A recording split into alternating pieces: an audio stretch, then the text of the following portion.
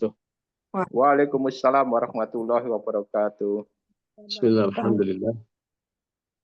Alhamdulillahilladzi faddala bani Adam bil ilmi wal kalam. Wassalatu wassalamu ala sayyidil anam. Muhammadin wa ala alihi wa ashabihi alladzi nurul dhalam. Subhanaka la ilma lana illa ma 'allamtana innaka antal alimul hakim. Rabbi ishrah li sadri wa yassir li amri wahlul 'uqdatam min lisani yafqahu qawli. Rabbi zidni ilma warzuqni fahma bi rahmatika ya arhamar rahimin. Biridhaillah wa li syafaati Rasulillah wa li kulli niyatin salihah. Al-Fatihah. أعوذ بالله من الشيطان الرجيم بسم الله الرحمن الرحيم الحمد وأوحيها لله مالك يوم الدين إياك نعبد وإياك نستعين اهدنا الصراط المستقيم صراط الذين أنعمت عليهم غير المغضوب عليهم ولا الضالين رب اغفر لي ولوالدي ولجميع المؤمنين آمين. Bapak Ibu rahimakumullah, alhamdulillah pagi hari ini kita bisa berjumpa kembali, bersilaturahmi dan ngaji bersama-sama, Masya Allah, di hari keberapa di bulan suci Ramadan ini Pak Ibu? 28 Ustaz. 28. Berarti lebaran kurang berapa hari lagi Pak? Insya Allah 2. Ya, kurang dua hari lagi. 28, 3 hari dengan hari ini.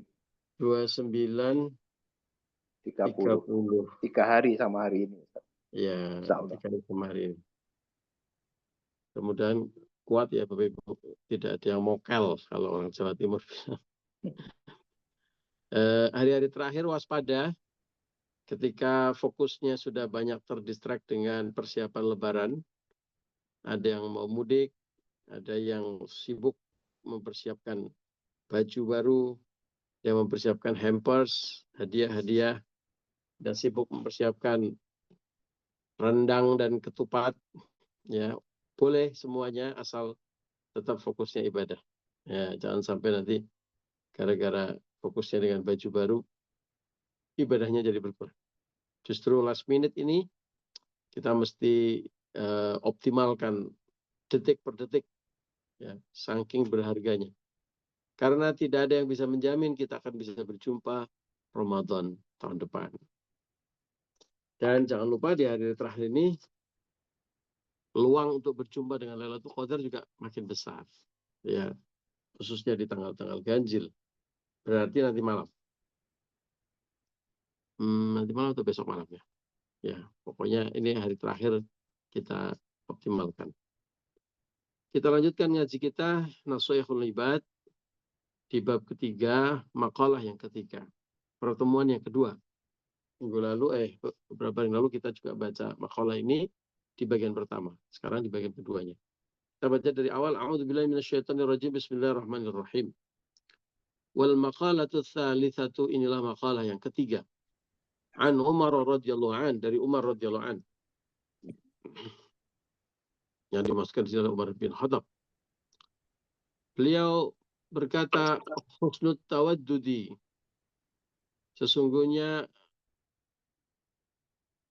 rasa sayang itu, ay al-mahabbati, maksudnya adalah rasa cinta kepada sesama, ilan nasi, kepada manusia, itulah nisful akli, separuh atau sebagian dari akal kita, akal sehat kita. Kita sudah membahasnya.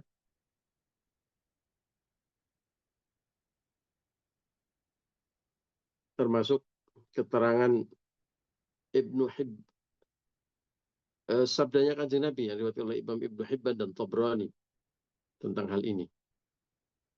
Di mana Kanjeng Nabi bersabda, udaratun nasi shadaqatun. Sesungguhnya bersikap lemah lembut kepada orang lain itu adalah sedekah. Dijelaskan dalam keterangan hadis ini, Kanjeng Nabi tidak pernah membentak pembantunya, tidak pernah memukul istrinya, tidak pernah menyakiti hati orang lain, bahkan tidak pernah mencela makanan. Nah, itu bagian dari akhlaknya Kanjeng Nabi. Nah, sekarang kita lanjutkan bagian yang kedua. Wa husnus su'ali, dan pertanyaan yang baik. Ai lil ulama, maksudnya kepada para ulama. Maksudnya ulama itu adalah orang yang mempunyai ilmu. Itu adalah nisful ilmi, separuh dari ilmu. Li'anna al-ilma yahsulu bih. Karena sesungguhnya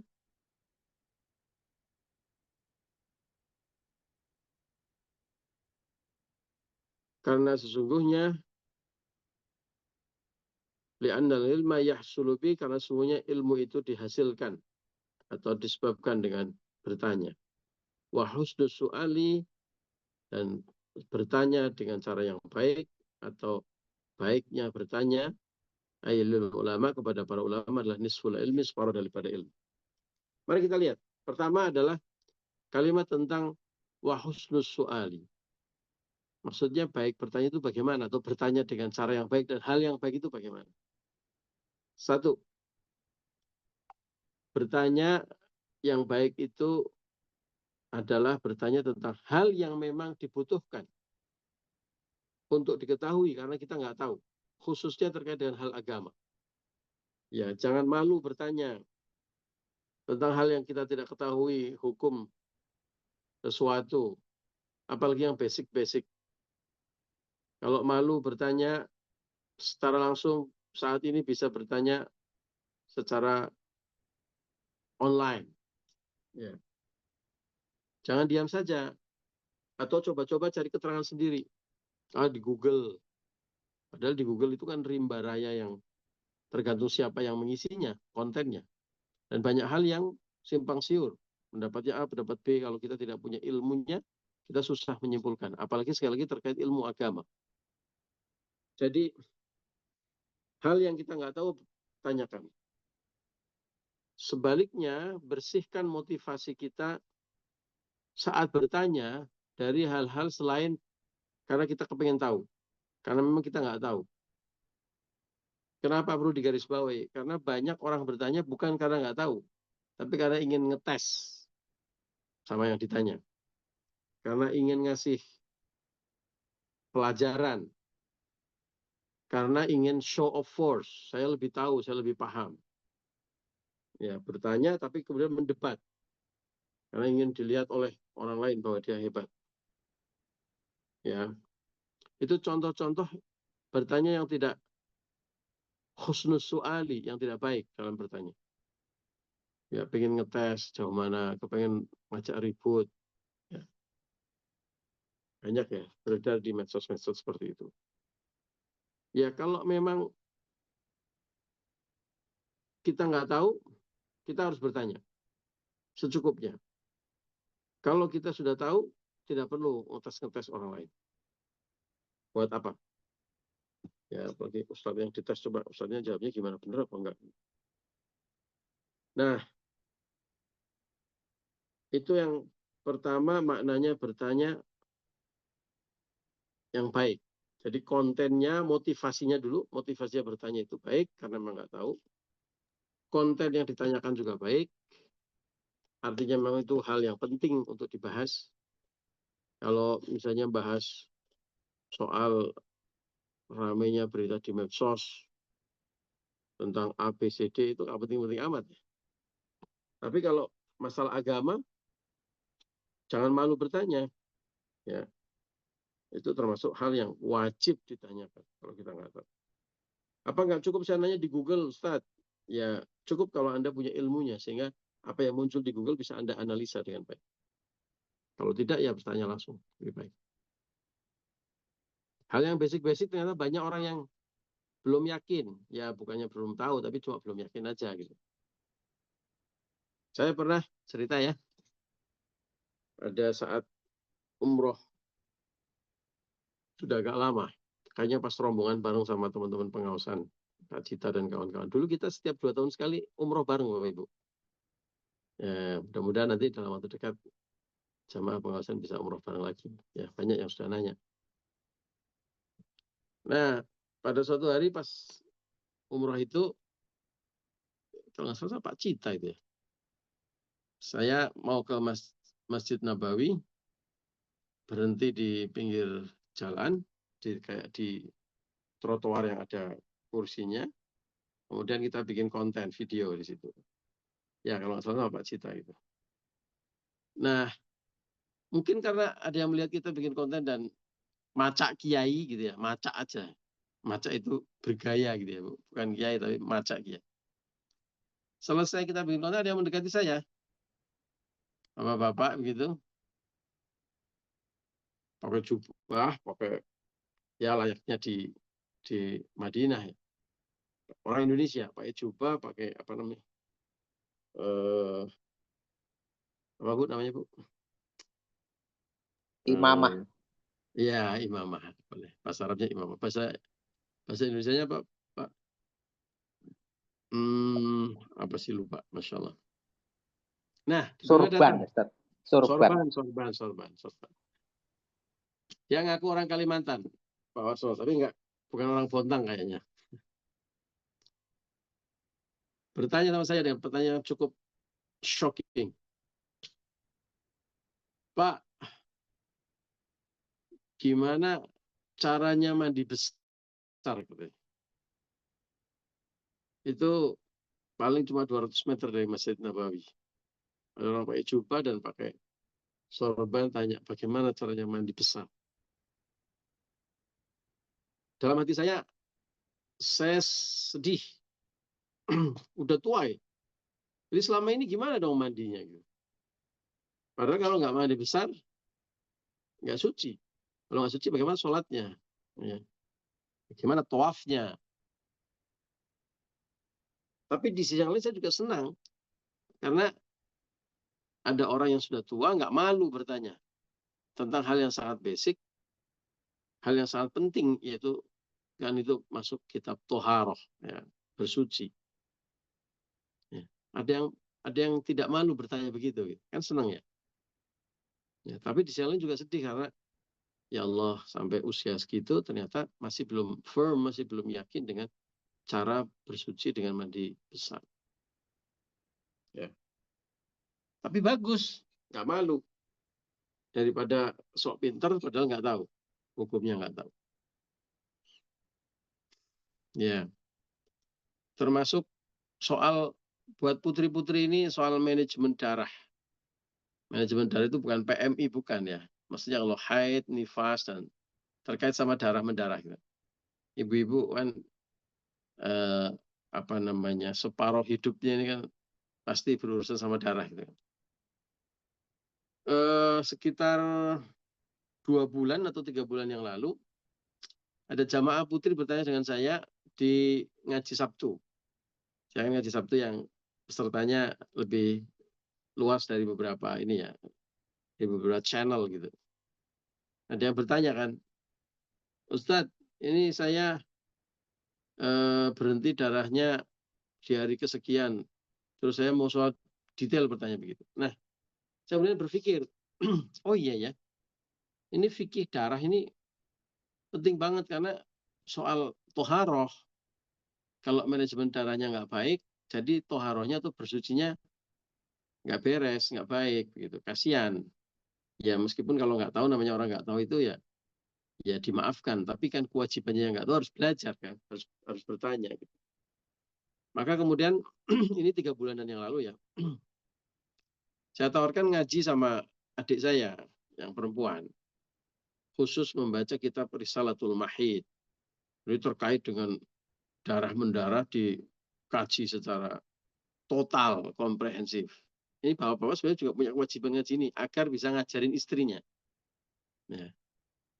Nah, saya baru teringat loh, di jamaah pengawasan malah kayaknya belum pernah yang ngaji Risalatul Mahid.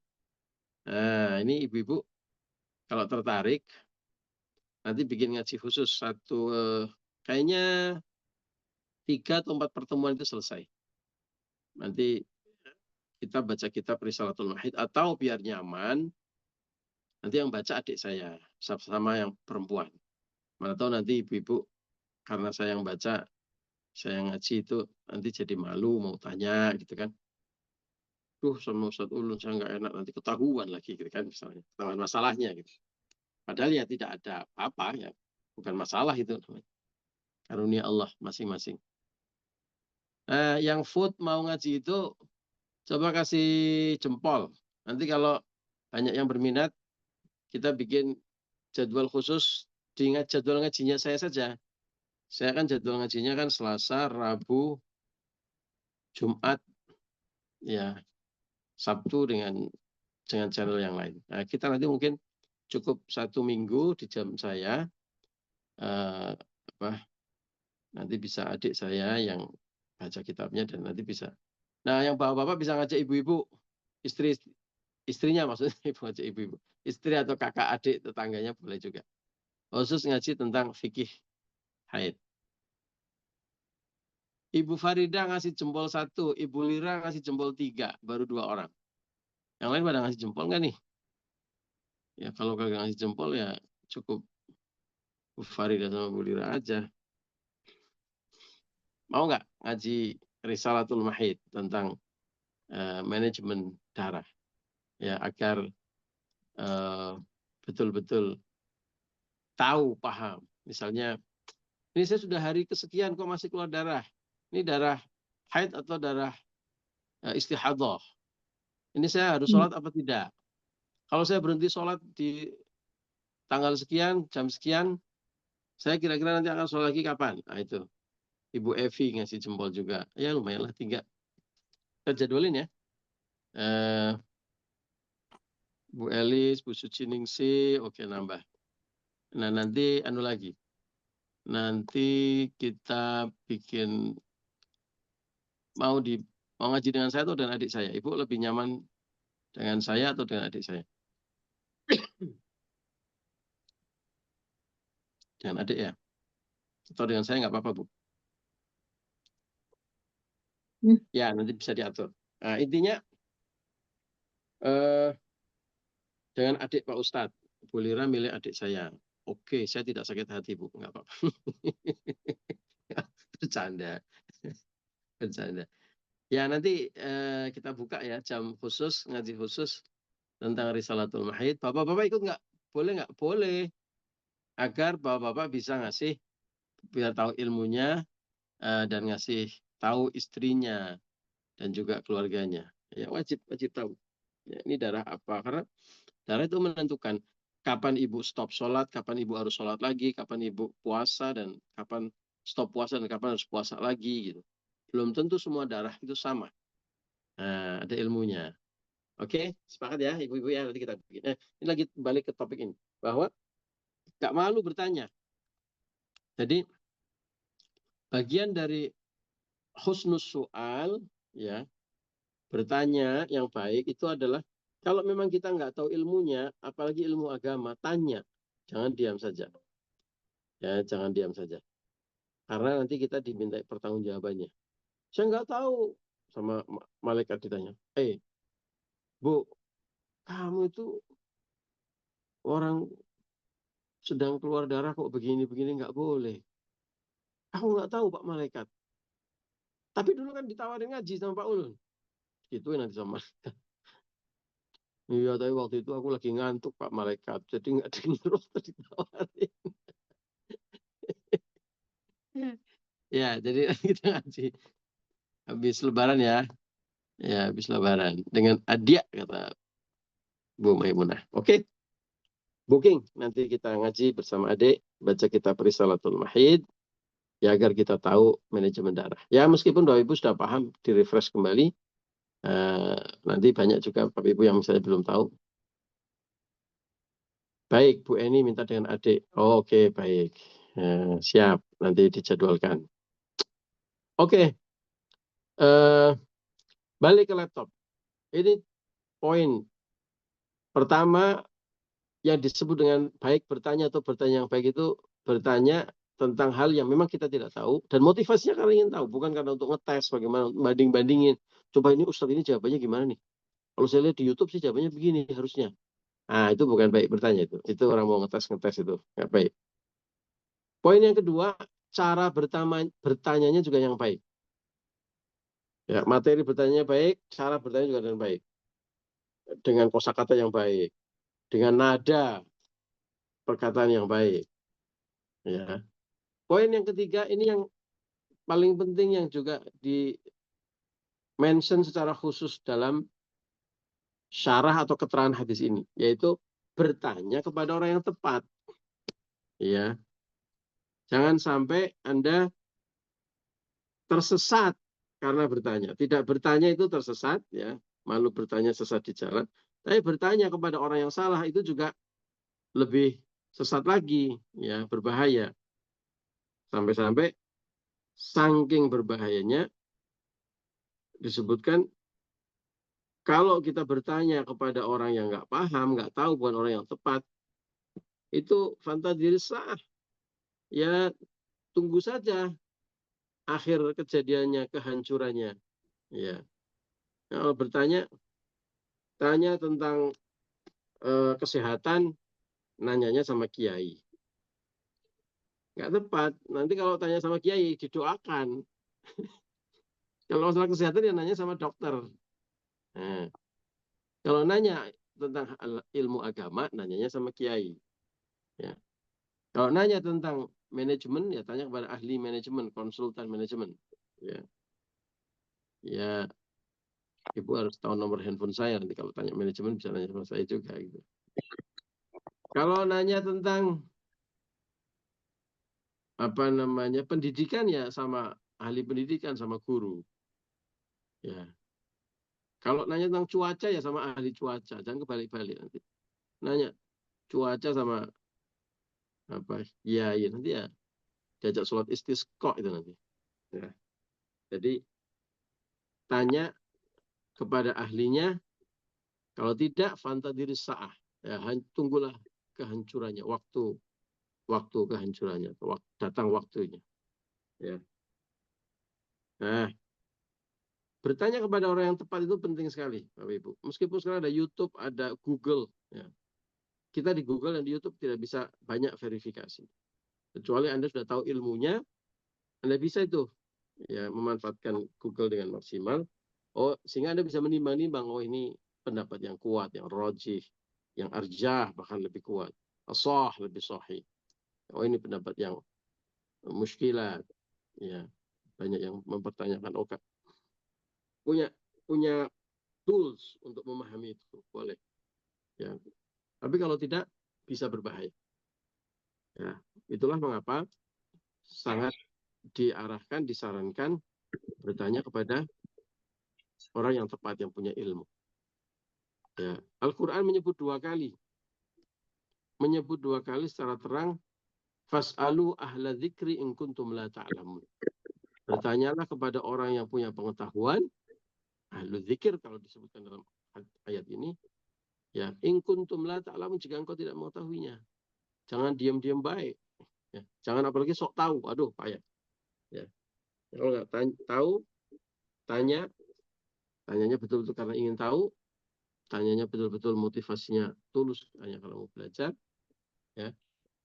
Dan yang penting adalah juga bertanya kepada orang yang tepat. Karena kalau tidak, fantadirisah, tunggu kehancurannya. Tanya kepada orang yang tidak tepat, tunggu kehancurannya. Ya. Demikian Bapak Ibu, ngaji kita hari ini. Kalau kita bisa melakukan husnus su'al, bertanya dengan cara yang baik, insya Allah kita mendapat separuh dari ilmu. Separuh dari ilmu itu berangkat dari pertanyaan. Ya, makanya zaman sekarang ada buku judulnya Start with Why. Ya, mulailah dengan bertanya, why? Kenapa? Nah, dari situlah kita banyak menggali informasi dan akhirnya dapat esensi dari satu hal, ilmunya dapat. Ya, jadi tidak usah malu bertanya. Kalau apalagi hal agama, ya banyak beberapa jamaah yang Kak Japri dan saya bertanya ini dan itu, bagus, nggak apa-apa. Tapi kalau yang tidak private banget bisa bertanya di grup agar yang lain bisa ikut belajar. Ya, kalau kecuali yang memang private banget, ya monggo. Tapi kalau yang sifatnya umum bisa ditanyakan di grup, nanti bisa kita jawab di grup agar semuanya bisa belajar. Satu, kalau nggak tahu bertanya, kontennya benar, maksudnya benar, bukan hanya untuk ngetes dan banding-bandingin. Yang kedua, kita bertanya kepada ahlinya. Ya, jangan sampai bertanya kepada orang yang tidak tepat, nanti jawabannya bisa menyesatkan kita semuanya. Demikian Bapak Ibu ngaji kita pagi hari ini. Boleh bertanya Pak Ulun? Wih, langsung praktek. Iya, ini Pak, tentang zakat perhiasan Pak. Nah, Oke. karena Oh, ada pelajaran zakat beberapa ini. pendapat kemarin saya tanya sebelum-sebelumnya juga, ada yang mengatakan kalau perhiasannya cukup 1 nisab, itu kan dizakatkan ya Pak ya. Tapi saya yang ragunya gini Pak, ada yang mengatakan cukup 1 kali kalau perhiasannya sama, kemudian ada yang satu lagi harus setiap tahun kalau nisabnya cukup. Jadi saya jadinya ragu, sekarang saya nanya lagi karena pas betul materi kita sekarang untuk bertanya begitu. Iya, baik. Terima kasih. Ini jadi langsung dipraktekkan, suruh bertanya, langsung jadi bertanya ya Bu. Iya Pak, kebetulan supaya kita jangan nanti berhutang ya Pak ya Betul kepada orang sekali. yang membutuhkan. Jangan kita hutang-hutang nanti bayarnya di akhirat ilmu amalnya sedikit loh Pak. Bayar Betul lagi sekali. hutangnya. Ya, ya Pak. Betul sekali. Baik, terima kasih. Ibu, zakat emas itu termasuk yang secara spesifik disebut dalam fikih-fikih kita. Jadi tidak perlu kias atau perbandingan, ya, karena secara spesifik sekali lagi sudah disebut dalam fikih kita. Zakat profesi itu masih sifatnya hal baru yang dikiaskan kepada zakat emas, ya, masih ini termasuk ijtihad baru. Tapi kalau zakat emas sudah dari sononya begitu ya. Nah, zakat itu ditentukan dengan 2 ukuran, ya, 2 takaran. 1 nisab, 1 haul. Ya. Nisab itu adalah takaran tertentu yang membuat harta kita harus dizakati. Nisabnya macam-macam, karena ada zakat harta misalnya emas, ada peternakan, ada pertanian, ya, ada zakat perdagangan, ya. Nisabnya sendiri-sendiri. Waktu itu kita pernah bikin sesi khusus tentang zakat. Nah, 1 takaran lagi, 1 ukuran lagi adalah haul. Ya, haul itu artinya tahun. Jadi selain mencapai nisab, zakat tertentu seperti emas itu harus haul atau mencapai 1 tahun. Zakat perdagangan misalnya juga harus haul, harus 1 tahun. Kalau binatang ternak tidak. Misalnya sapi atau kambing, begitu punya anak dihitung mencapai nisab ya bayar. Ya, pertanian juga begitu. Panen mencapai nisab bayar. Nggak usah nunggu 1 tahun baru dibayarkan. Tapi ada beberapa zakat tertentu yang harus menunggu 1 tahun. Artinya harta itu masih dalam penguasaan kita atau milik kita selama kurun waktu 1 tahun. Ya, contohnya emas, harta perdagangan. Ya, harta perdagangan itu kalau misalnya Anda cuma berdagang 1 bulan, boom, duitnya banyak begitu ya. Tapi kemudian habis itu nggak ada lagi perdagangannya. Ya, harta stoknya dan asetnya sudah tidak ada lagi, nggak sampai 1 tahun. Maka itu belum mencapai haul. Ya. Nah, zakat-zakat yang mencapai haul diantaranya adalah zakat yang harus mencapai haul adalah zakat emas. Ya. Emas itu ada nisabnya, ada batasan haulnya. Ya. Pertanyaannya Ibu tadi adalah apakah zakat emas dibayarkan setiap tahun atau cukup sekali seumur hidup? Dibayarkan setiap tahun kalau dia mencapai nisab atau mencapai ukuran. Dan mencapai nisabnya itu 1 tahun, memenuhi takaran 1 tahun. Ya, maka dia harus dibayarkan setiap tahun. Jadi kalau mencapai nisab, di mana para ulama bersepakat nisabnya adalah 85 gram, dan 85 gramnya itu mencapai 1 tahun, maka dia harus dizakati 2,5%. Ya, jadi sekali lagi 85 gram sudah mencapai 1 tahun, maka dibayarkan zakatnya 2,5%. Tahun depan, Ibu punya lagi nih 90 gram. Utuh nih sampai 1 tahun. Hitungnya 1 tahun gampang, biar ingat di bulan Ramadan saja. Ramadan sampai Ramadan masih 90 gram. Ya. Maka ya tahun depan harus bayar zakat lagi. 2,5% lagi. Ya, jadi mayoritas ulama berpendapat bahwa membayar zakat emas itu setiap tahun karena mencapai nisab, dan kalau nanti mencapai haul maka dia wajib dibayarkan. Demikian Ibu siapa tadi yang bertanya? Bu Maimunah. Ibu Maimunah, begitu. Terima kasih Ustadz. Berarti setiap tahun kalau mencapai nisab dan haul wajib kita bayarkan 2,5%. Betul sekali, betul Ya. sekali. Ya, karena kemarin ada 2 pendapat katanya cukup 1 kali kalau barang yang sama katanya.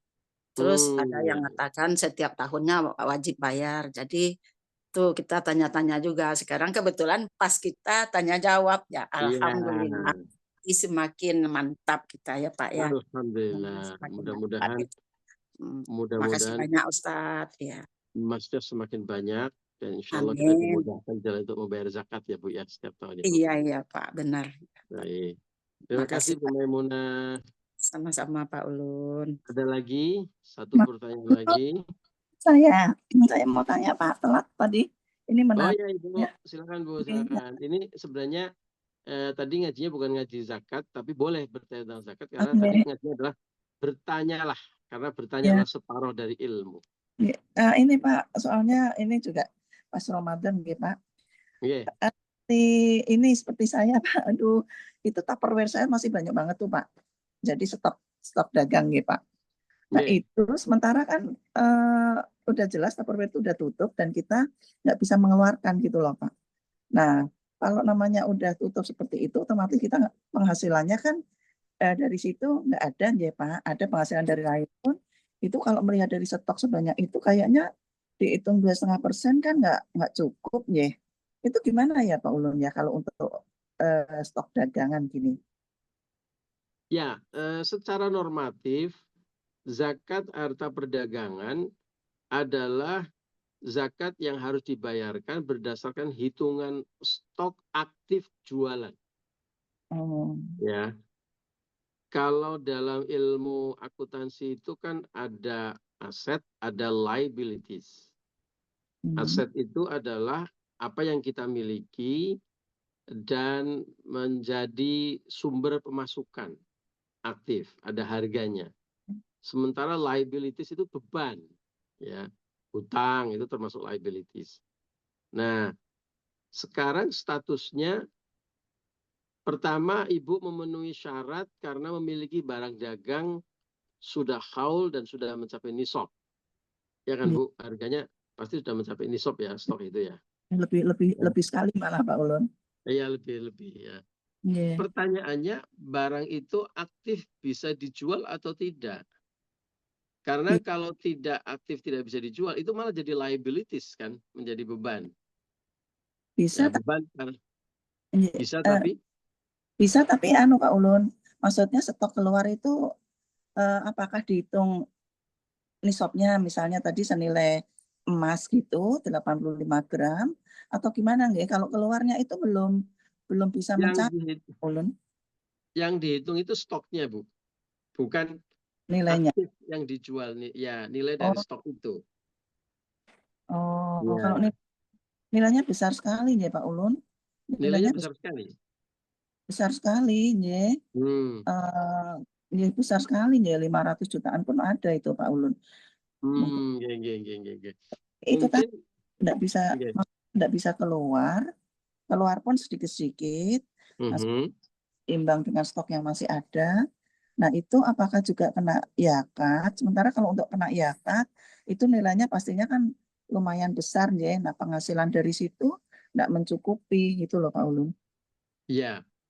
Jadi makanya tadi saya sampaikan secara normatif itu adalah yang dihitung adalah stok di akhir tahun atau akhir tahun berjalan. Misalnya Ramadan, setiap Ramadan itu dihitung stoknya begitu. Yang aktif, yang memang aktif itu artinya memang liquid dijual belikan. Bukan stok mati atau stok yang tidak punya nilai ekonomi. Kalau nilai ekonomi kan masih ada. Tetapi kan keluarnya itu seperti yang Bu Eni sampaikan tadi karena perusahaan sudah tutup dan sebagainya itu tidak mudah. Sehingga mungkin saran saya begini, Bu. Itu kayak zakat terhutang.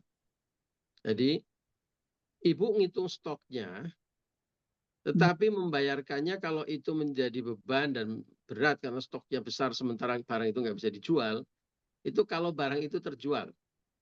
Ya, jadi setiap tahun Ibu menghitung berapa barang yang terjual. Oke. Nah, dari situ asumsikan itu adalah stok Ibu. Oh, Ya, asumsikan. Jadi kayak Ibu kalau kayak pajak itu hutang pajak. Nah, itu Ibu hutang zakat. Oh, Ibu ngitung zakat yang harus dikeluarkan berapa, tetapi membayarkannya berdasarkan penjualan per tahun. oh, berarti misalnya Oke. satu bulan aku 10 juta, satu tahun Ya, 20, berarti dari 120 itu yang kita keluarkan ngaten ya? betul. Meskipun sebenarnya seharusnya secara normatif kita menghitung stok. Sekali lagi ini hukum dasarnya kita menghitung stok ya, Bu, bukan menghitung penjualan. Karena sekali lagi stok itu adalah aset kita. Nah, Iya. cuma kalau ini kan ada situasi khusus di mana stoknya tinggi sekali, tapi boleh dibilang mampet lah ya, penjualannya itu tidak seperti stok yang ada, karena dulu ada sejarah Ibu harus nyetok sangat banyak, gitu kan? Sementara sekarang perusahaannya sudah tidak aktif, jadi mungkin secara perputaran barang dagangan tidak seperti dulu. Nah, sekarang Ibu caranya mungkin solusinya begitu. Ibu hitung penjualan 1 tahun, asumsikan stok itulah yang aktif dipakai untuk berjualan selama 1 tahun. Itu yang Ibu zakati. Toh itu nanti akan sampai habis barang itu, kalau terjual kan pasti dizakatin terus. Itu Gitu ya, kalau Bu. misalnya dizakatin tidak 1 tahun sekali, karena kan mungkin itu dulu-dulu yang saya lakukan seperti itu Pak Ulun. Jadi setiap bulan saya hitung langsung saya keluarkan gitu, itu bisa ya dicicil gitu ya Pak Ulun. Jadi Ya, penjualannya 1 boleh. bulan 10 juta, kita hitung Boleh. persennya bulan Ya, depan setengah persennya, iya boleh. berapa. Itu namanya Oh, ngaten. takjil. Ya, takjil itu kayak takjilan kita puasa. Takjil itu artinya ajala, yu'ajil itu mensegerakan. Oh Ya, iya. mendahului. Ya, jadi mensegerakan itu ya disegerakan, orang membayar zakat nggak usah nunggu akhir tahun, karena kalau akhir tahun nanti berat ya malah jadi overall karena duitnya lagi banyak kepake bulan Ramadan, udah gitu banyak 1 tahun udah dicicil setiap bulan boleh. Termasuk seperti ASN, para profesional, orang-orang yang mengeluarkan zakat profesi, ya itu boleh dikeluarkan setiap bulan, setiap gajian dikeluarkan agar tidak berat di akhir tahun. Niat takjil zakat. Itu yang dari bersih ya Pak Ulun, maksudnya kalau kita punya tanggungan hutang seperti itu dikurangi tanggungan hutang atau bukan ya Pak? Karena kan kita juga dulunya ada tanggungan hutang. Nah, itu dikeluarkan setelah dikurangi atau Iya, betul. Betul. ya? Betul. Oke. Ya, Pak Tapi Ulun. kalau Ibu menghitung zakat perdagangan, makanya yang dihitung itu stok, itu bukan stok yang hutang, ya, stok yang milik Ibu. Ya, stok yang sudah menjadi hak milik Ibu. Kalau kita dulunya hutang ya Pak Ulun, tapi kan sudah lunas. Tapi kan sekarang sudah lunas, ya sekarang sudah menjadi hak Ibu, ya harus dibayar zakat. Ya, kalau dulu kan dikasih tempo 1 minggu, ngaten ya Pak. Ya. Sekarang sudah menjadi milik Ibu kan? Oh, iya. Ya. Ini matur sangat Pak. Ya, begitu. Ya, mungkin cara terbaiknya dengan dicicil atau ditakjil seperti itu ya, Bu. Ya, tidak menjadi beban. Ini matur. Baik. Terima kasih Bapak Ibu. Sementara begitu, nanti kalau ada pertanyaan lagi boleh di grup atau di Japri. Ya. Biasanya akhir bulan Ramadan banyak yang bertanya tentang zakat. Ya, silahkan. Nanti kita bisa menjawabnya di grup biar yang lain juga bisa belajar. Terima kasih, demikian sesi kita hari ini. Mohon maaf atas segala kekurangan dan kekhilafan. Mari kita tutup dengan alhamdulillah dan doa kafaratul majelis. Alhamdulillahirabbil alamin. Subhanaka wa bihamdika asyhadu an la ilaha illa anta astaghfiruka wa atubu Sehat ilaik. selalu Bapak Ibu, selamat berpuasa, selamat menyambut Idul Fitri. Wallahul muwaffiq ila aqwamit thoriq. Assalamualaikum warahmatullahi wabarakatuh. Waalaikumsalam.